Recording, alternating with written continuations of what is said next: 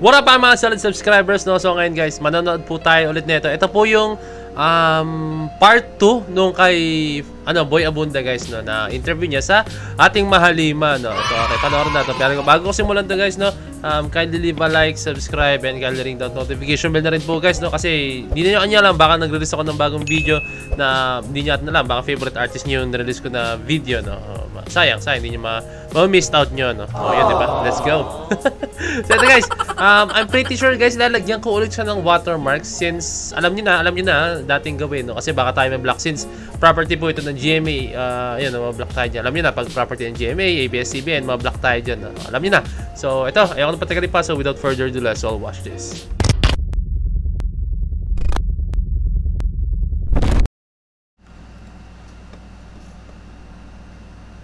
Forward ka na guys, ha?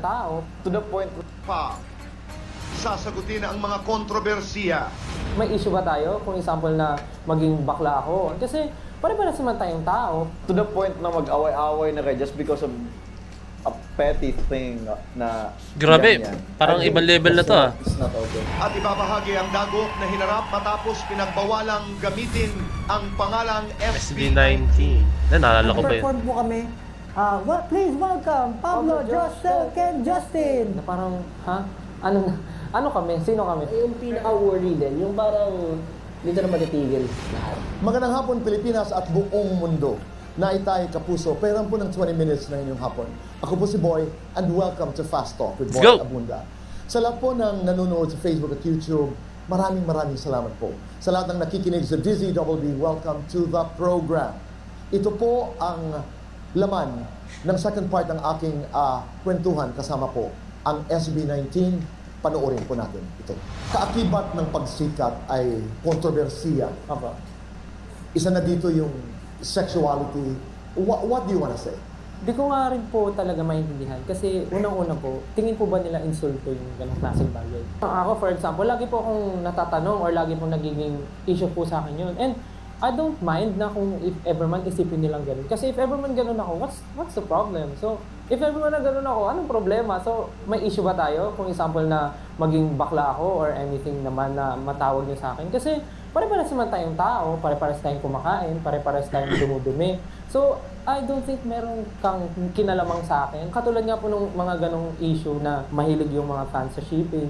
Hindi namin may iwasan yun kasi sabihin ako dito. Minsan rin kami. Bakit parang ganun yung tingin ng tao? Sa amin parang normal naman yun bilang magkakaibigan. Sa ibang tao, iba pala yung iniisip nila. Nag-I love you po kami. Yung sa dating show nga po namin sa inyo, Tito Boy, di ba? I love you. Tapos naging pala yun, isa rin yun sa mga...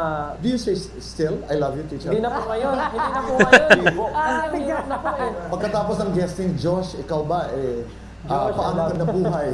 Okay. Guys, explain ko lang, mabilisan lang po ito. No? I've known Stel since 2010 pa po guys, nung sumasayaw ako guys. No?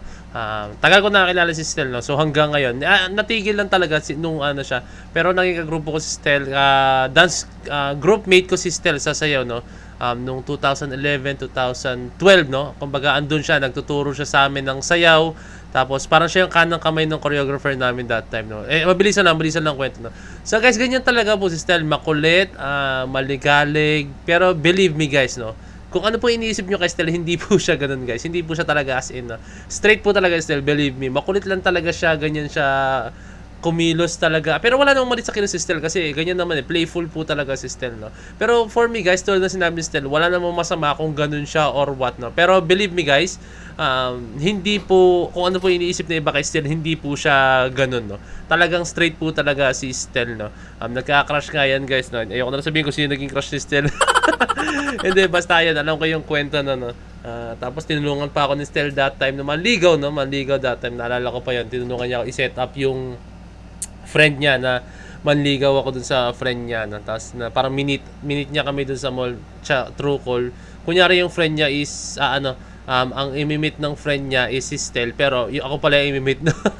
Diba? Ano yan si Stel? The best yan si Stel na. Makulit yan. Tapos naalala ko pa doon, ang bayad ko lang sa kanya is sabi niya, tinanong ko sa kanya, Stel, anong gusto mo? Tapos okay lang ko i-ped sa akin kahit hindi ko maalala, basta parang load sa cellphone yun, no? Sa Globe yata yun. Basta only call and text yun that time. Hindi ko maalala eksakto kung anong promo yun, no? Basta yun. Napaka down to earth ni Stel talaga as in. Tapos ayun, talagang ni-discuss niya sa amin yung mga crush niya, and then ni-discuss niya rin sa amin yung mga tipuhan niyang babae, as in talaga guys, as in. So yung mga iniisip niya kay Stel, mali po yan. Ganyan lang po talaga kumilos si Stel, no? Siguro sanay lang po tayo sa isang lalaki talaga na pag kumilos, pag lalaki dapat talagang sobrang manly, like kailangan misteryoso tapos matipuno, no? Hindi po lahat ng ganyan lalaki. Actually, mas para sa akin, mas solid nga yung mga gantong attitude ng lalaki. Kasi ako guys, naano ko rin kay Stel yung ganyang klaseng ugali, talagang playful, makulit, kalog, no, di ba? Naano ko rin kay Stel yan, no? Mas grabe lang si Stel talaga, sobrang kulit yan guys. Grabe yan kapag nag-icebreaker yan, pag halimbawa nag-training kami, siya yung naging saya ng training namin, no? Makulit sobra. Okay, tuloy natin, yun lang. I-explain ko lang para mawala na rin po yung mga haka-haka nyo. Okay, let's go. Naalala mo? Hopefully, hindi po ako aware during those times. Yung mga, para, syempre, uma-answer po ako out of kung ano yung binigay sa akin. Pero noong mga time na yun, medyo nahirapan po talaga na parang, hayaan mo na, nandiyan na eh. Parang hindi mo naman ba may please lahat.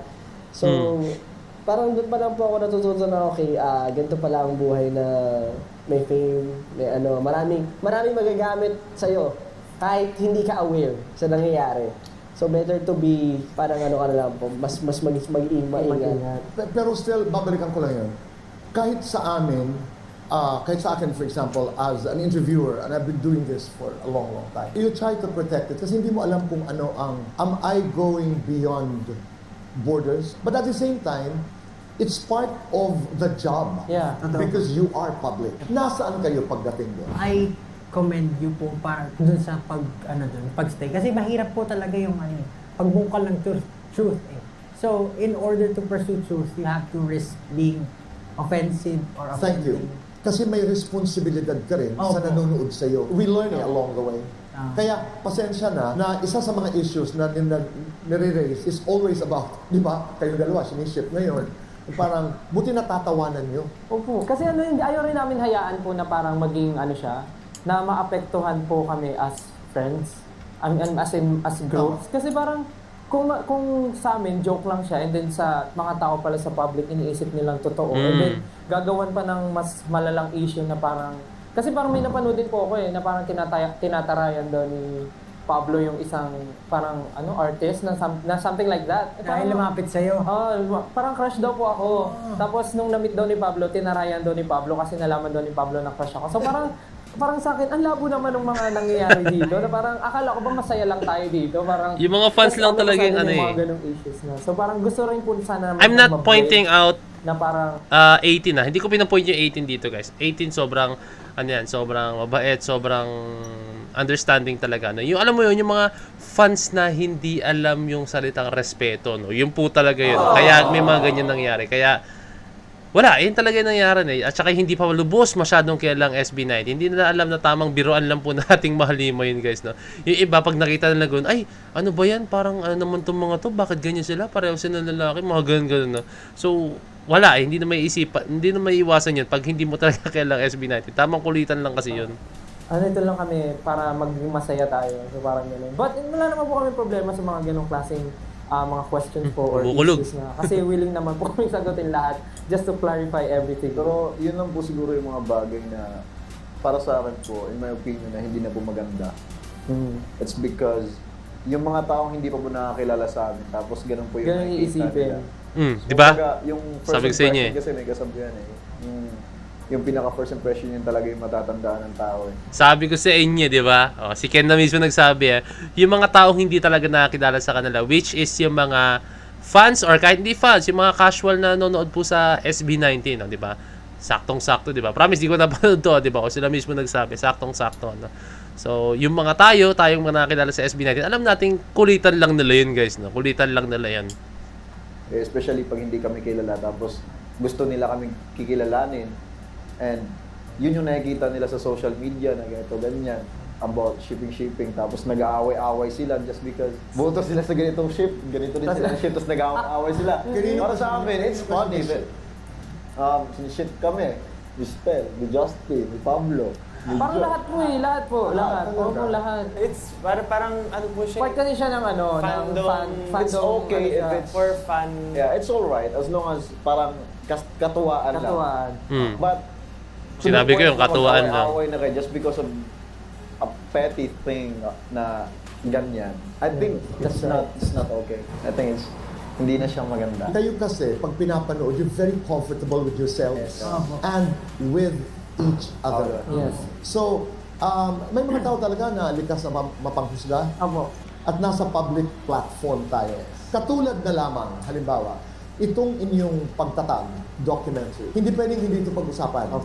Dahil yung pagtatag, dadalhin natin doon sa inyong pagmamanage sa inyong mga sarili. But first, talk about the documentary. Talk about pagtatag, the project.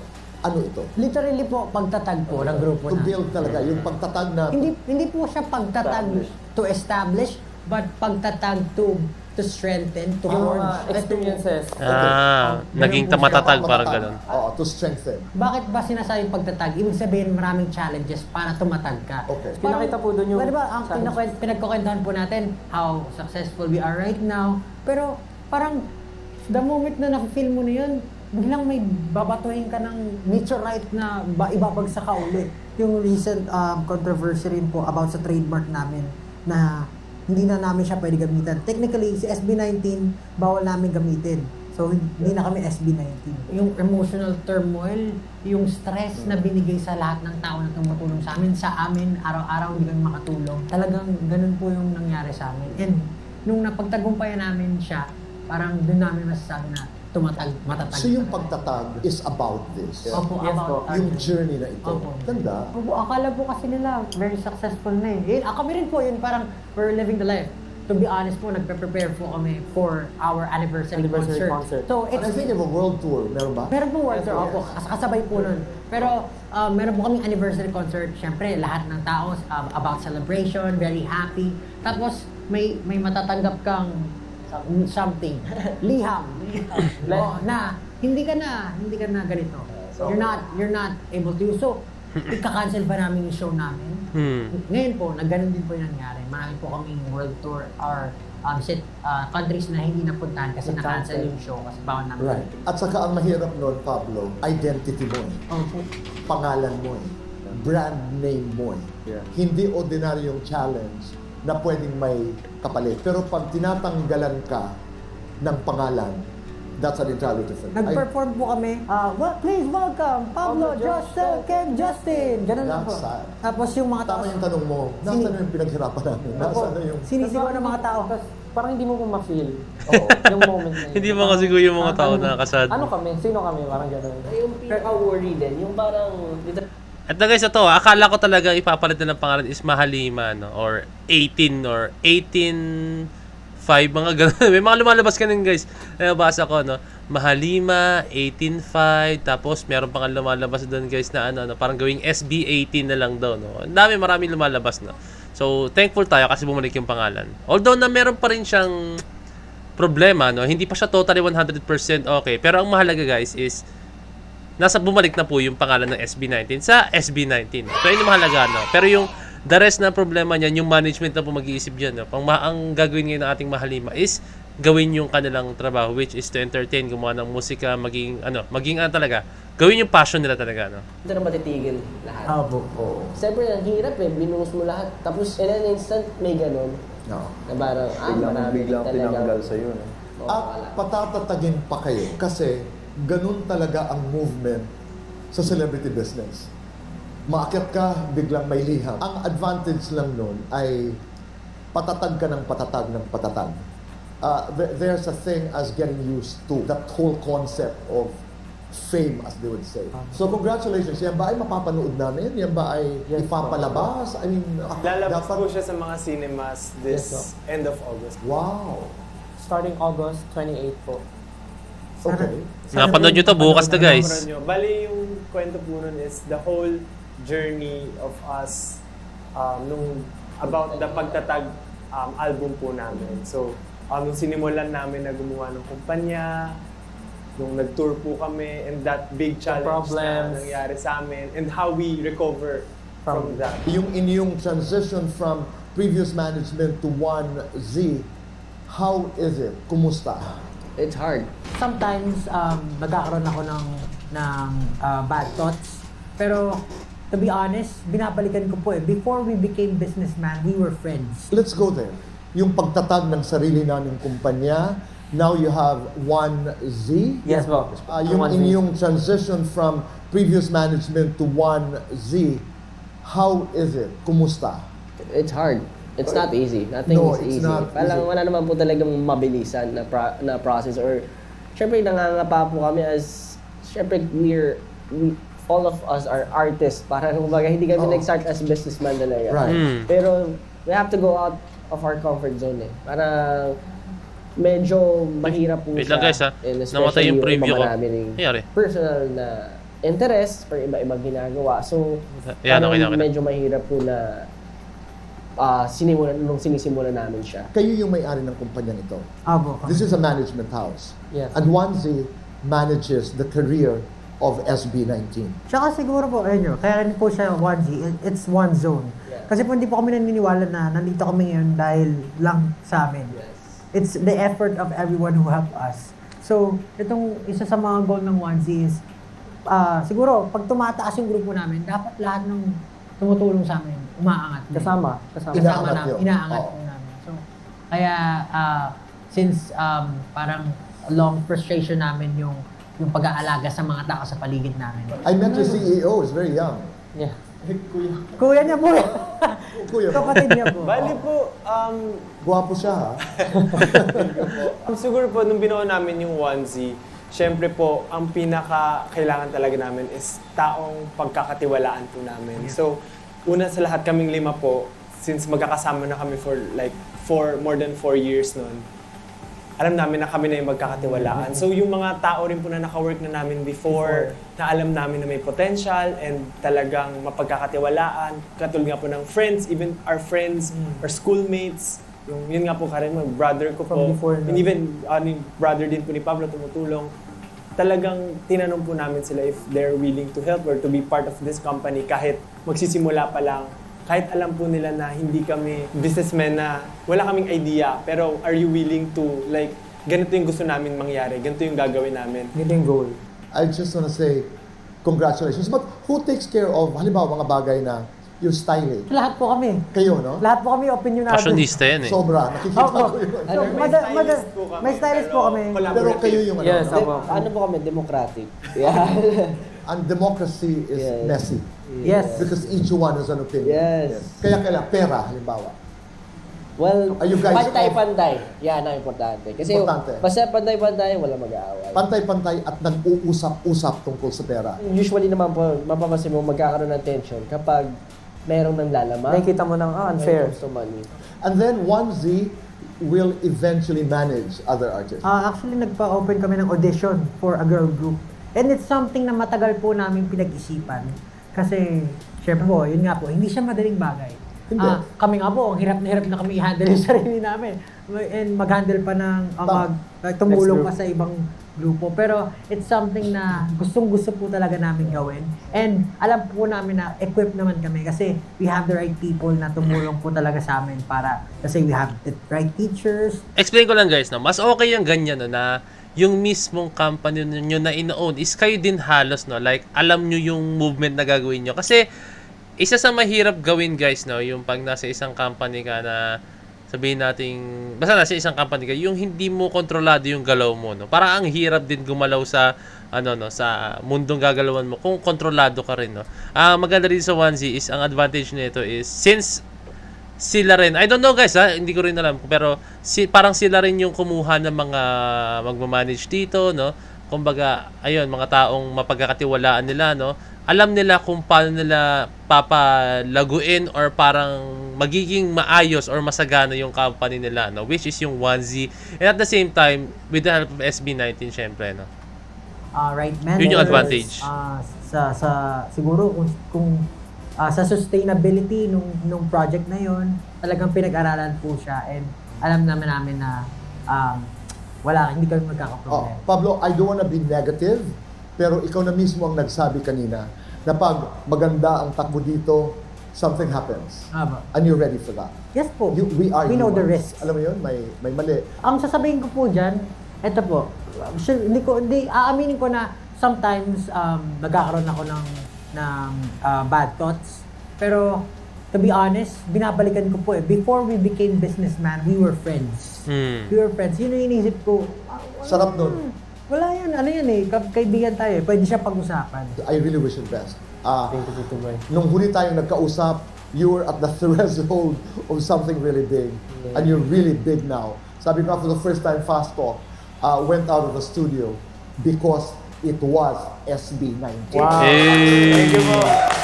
Let's go. Grabe naman, Tito Boy. Suporta sa inyo. Ako po, siguro very trite, gasgas. The love that we have been receiving from the very beginning, gusto talaga namin ibalik. And kulang pa yung pagsasabi ng mahal na mahal namin kayo. Maraming salamat sa lahat ng binigay nyo. Pero nandito kami dahil sa inyo. And kung hindi man namin maibalik sa inyo, ibabalik namin sa ibang tao. Hopefully, yung mga kanta namin mag-live sa lives nila, ma-inspire sila, and to become better person for everyone, for themselves. And ayun, mahal na mahal po namin kayo. Maraming salamat sa inyo. Maraming salamat.